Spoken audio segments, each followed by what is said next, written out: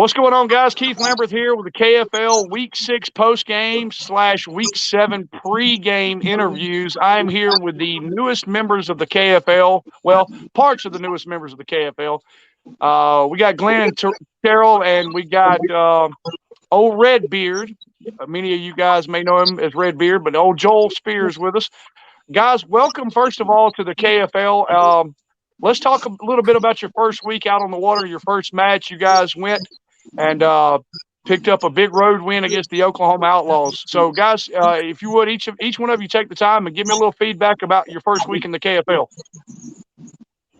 right, I guess I'll go first. I unfortunately didn't get to make the trip out to Oklahoma. I was fishing a local tournament, but the guys that we got on this team, they showed up and showed out. I know two of them, it was their first time on the lake, and from what I understand, all four of them caught fish pretty much all day and came home with the win at the end. I couldn't be more proud of the guys. I mean, they did an awesome job. Great road win against some very tough competitors. Carol, Glenn, if you guys, what was y'all's thoughts after week 1 of y'all's experience in the KFL? Glenn, you want to go next? Well, I'll jump in there. Awesome, man. This is the first time I fished on that type of format.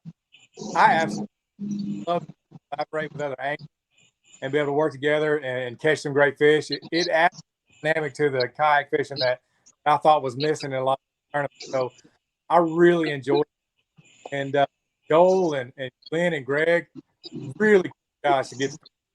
Dwayne and I fish a lot of tournaments around here. We live close to each other, so we know each other going into it. But man, really impressed with these other their knowledge on fishing, and then just how nice they were on the water and for to fish with. That's excellent. Glad you guys were able to get out there and enjoy some of the action. Glenn, what did you think about the first match against Oklahoma? Man, it was awesome. Terrell came through and man, he laid the wood to him. I never really fished any place like that.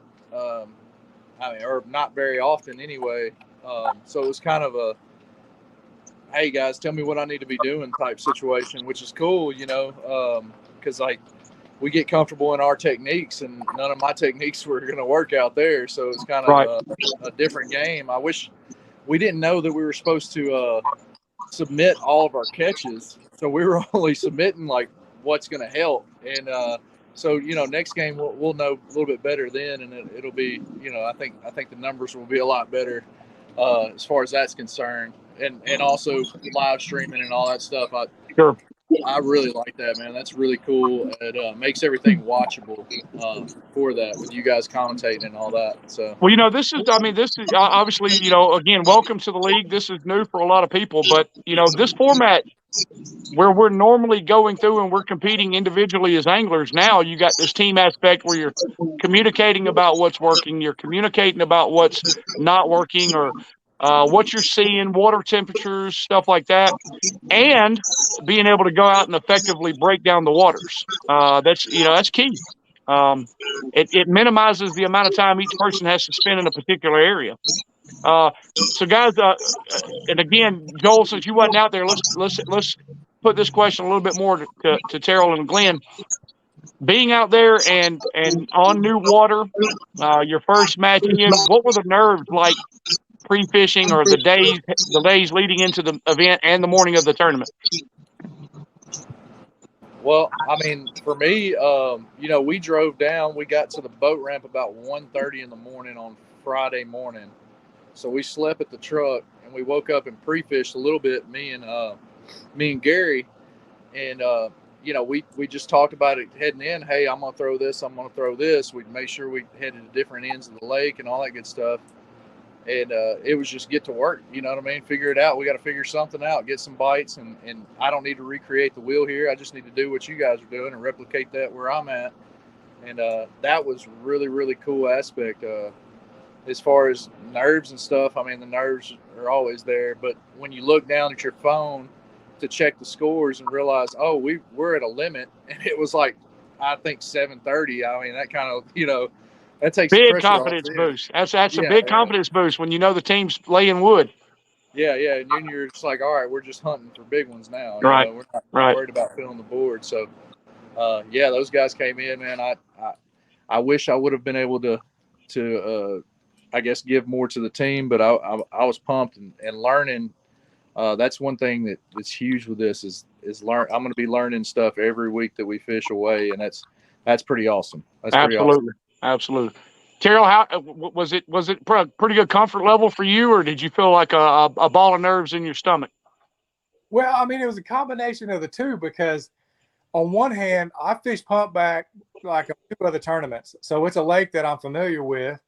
But on the other hand, you don't want to come in with a new team at blank. And here it is. It's so easy to get out there and get stuck, especially on pumpback. Pumpback can go either way. That lake can be awesome and your best day ever, or it can be the worst grind you've ever gone through. I understand. It's just like, don't blank, man. Don't blank. Sure, sure. Going into it, but super excited.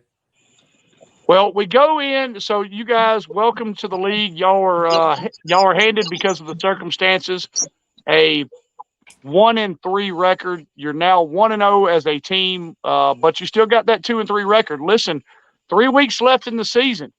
Every opportunity, honestly, in the Southern Conference and within y'all's division to make the playoffs. So Joel, going forward, let's talk about the road to the playoffs, because at the end, everybody's goal is to make Lake Chickamauga. So Joel, tell me how do you get this team going in the direction it needs to be to finish the season 5-3 and have a chance to make Chickamauga?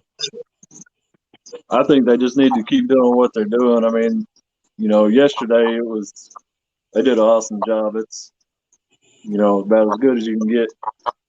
As far as, as a team goes, they were communicating all day throughout the chat.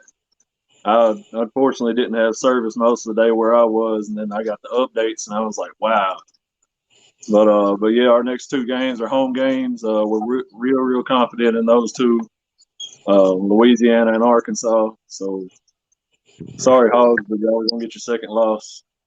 Well, listen, you got some big competition. I mean, you guys had Cayman Rasmussen this weekend. The Louisiana team, depending on what roster they send at you, they've got a lot of quality sticks. And then, of course, Garrett Morgan, possibly Cody Milton with the Arkansas team. Those names are known nationally. Joel, a lot of people's heard your name before. Glenn, Carol, welcome to the show, because you're about to start comparing yourself to some of the more well-known anglers. The competition's going to be there. Look, you guys nut up, go put some fish on the board. You got a chance to make the playoffs. If you don't, now it's scramble time, and you're looking forward to 2023. So let's talk about the level of competition you're seeing out here on this platform.